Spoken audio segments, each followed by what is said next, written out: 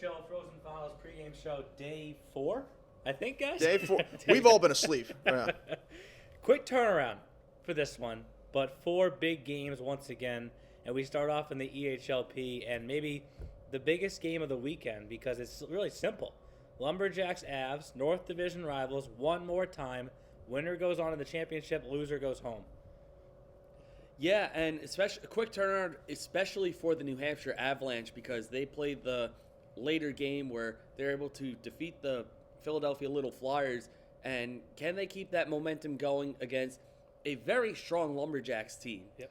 Yeah, I did a few minutes of math and a few minutes of a logic puzzle last night just to try to figure this out. But yeah, it's pretty simple. BJR and Philly, BJR playing for just playing to try to get to tomorrow. They already are there, and then New Hampshire and Vermont. This is going to be a great game. I thought New Hampshire and Philly last night was maybe one of the best games of the entire weekend.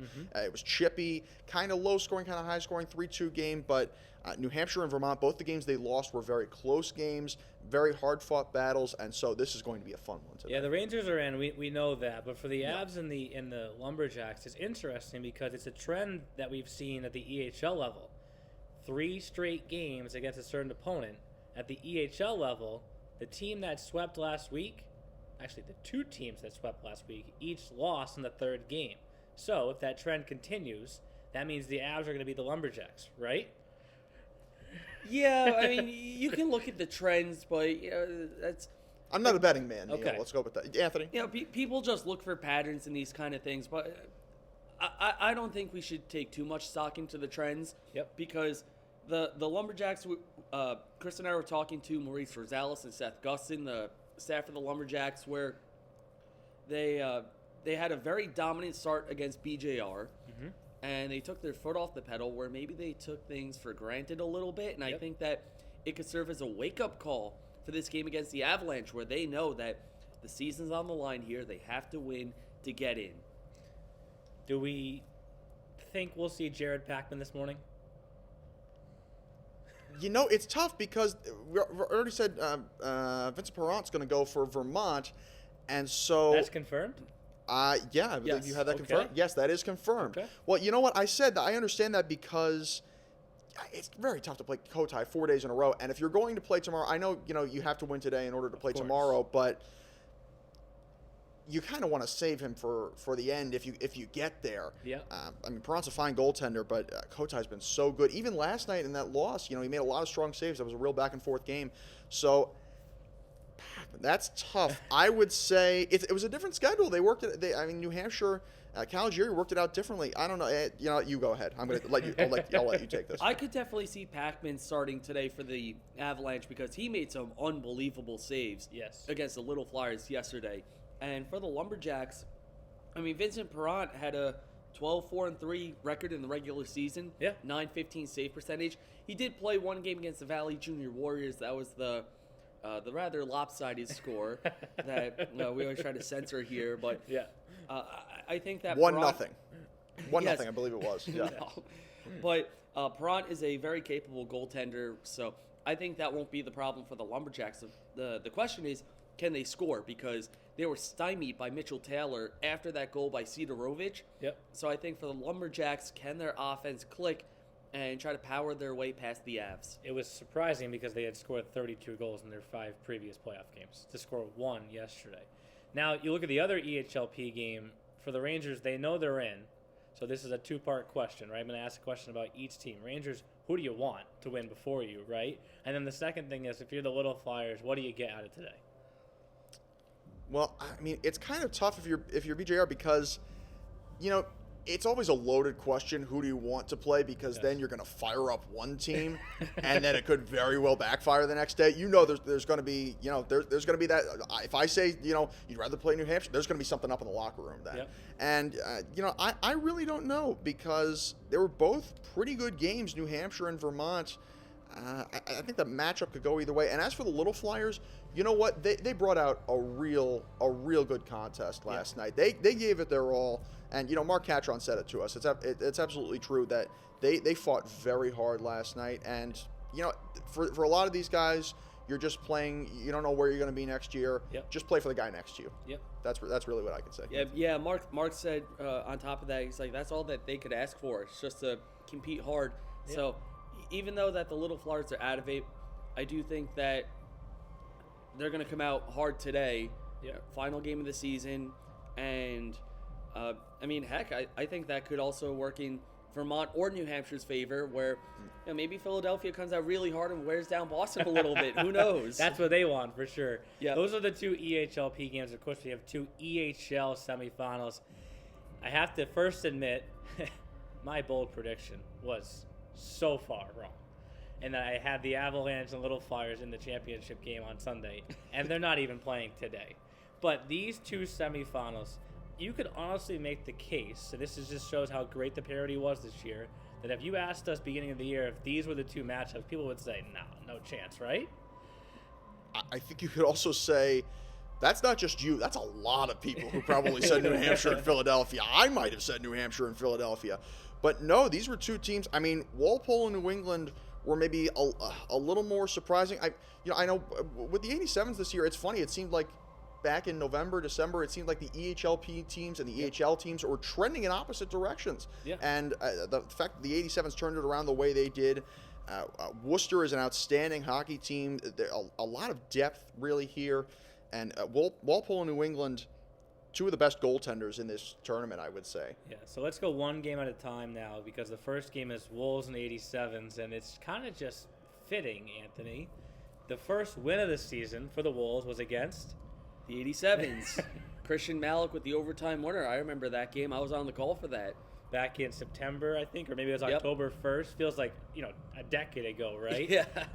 Is that too far in the past to even think about today, or do we look at that video? No, I mean, maybe a little bit, but that was before the 87s had Matt Anastasio. That was before they got Jimmy Metler, Tobin Winslow, Douglas McGuire.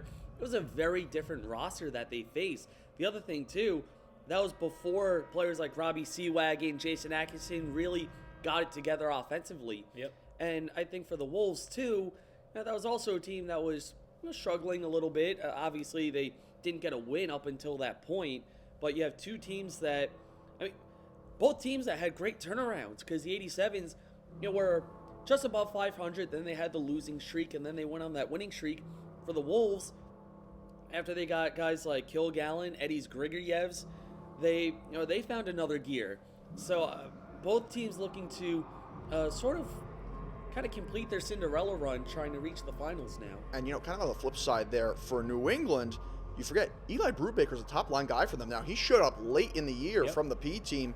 And, for New England for the 87s, and then actually for, Worcester earlier in the year, Worcester added a lot of guys. Worcester lost 5-2 in their only game to the 87s, and then they beat them yesterday, albeit in a game that was really more so just for seeding. No team was fighting for their dear lives, but it was still a great game, and so things can change really immediately. Yeah, I want to get to Worcester and Walpole in a second.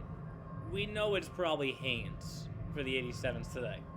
Yeah. I put Tim Kunis on the spot yesterday in the press conference. He didn't take the bait.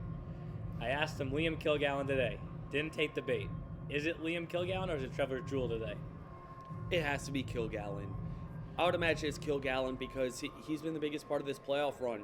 They played Jewell yesterday, so it makes sense to think that he played yesterday to give rest for Kilgallen. And even though Jewell got the shutout, the Express, I think, were resting some guys too. Scott Bird was in goal for Walpole. So, and when you watched the game yesterday, the 87, or let me start with the Wolves and Express, you could kind of tell that both teams were just kind of gearing up for the semifinal. Of course. The Wolves and 87s, that looked like a potential championship game. And it very well could be if the Railers and 87s both win today. Yes. Like, it was a fierce competition, but we can't look too far into tomorrow, just focus on the semifinal first. But that's why I think Kilgallen would definitely get the start for today. And you started to kind of say it there about Scott Bird. We know the second matchup, we know it's Boschert versus Kulhanek. Yeah.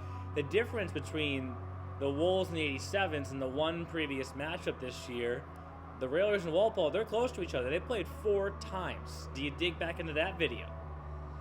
I think that's fair. I think that's a little more fair to go back to 4 matchups, and especially ones that were a lot more recent, than to go to 1 matchup. Yep. You know, At the beginning of the year. At the beginning of the year when Halloween decorations were still up. So, I mean, if we're going back to that, then, I don't know. But no, and as for the goaltenders, I think they go back to Kilgallen. He's been so dominant this postseason. For the 87s, you know, I said Jeremy Connor honestly probably had the better regular season in goal, and you know, we were thinking it honestly could have gone either way. They could have gone to Haynes, they could have gone to Connor. They've got 2 dominant goaltenders. We've seen that for both of our years working for the organization, covering the organization, that they've had very deep goaltending. But yeah, you know what? Haynes has had the hot hand this postseason. He's been the guy.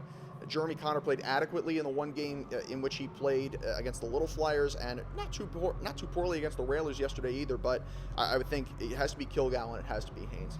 And then for the second matchup, though, as I mentioned, Boschert, Kulhanek, we know that's it. But besides the goalies, some X factor. Give me some X factor for either team that could show up. That's the nightcap. That's the 7:30 game. Well, we know how well the goalies have each played in Boschert and Kulhanek. I think the Railers are a bit more talented offensively. Yep. Where they have, you know, Mike DiMascolo, Matt Pimentel. The Express, they have Justin Guelph. They had some offense from their defense. Yes. With Jared Overland scoring those 2 goals in 58 seconds. Yep. So, you know, will the Express be seeing more offense from their blue line?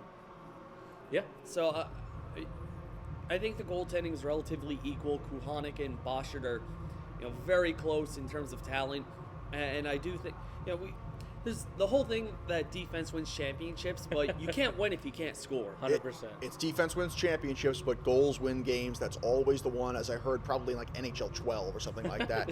Yeah, I'm going to say probably, I know Walpole's not a really high-scoring team. The advantage definitely goes to Worcester there, but I would say the secondary scoring on both sides there, because no, I don't think anybody saw Jarrett Overland being the hero in Game 1. Nobody expected that with 2 goals, and I mentioned 2 goals down low for a defenseman, not 2 goals from the point. They were aggressive there, and I would say for Worcester, I mean, a guy like Jonathan Heiss was maybe not expected to be the guy. We talked about the first couple of days of this tournament, it was the secondary guys, the unsung heroes, the unexpected heroes, so get ready for some new heroes this weekend. Well, what a day we have in store. 2 round-robin games and 2 semifinal games in 12 hours or so, 15 hours. My math is all off.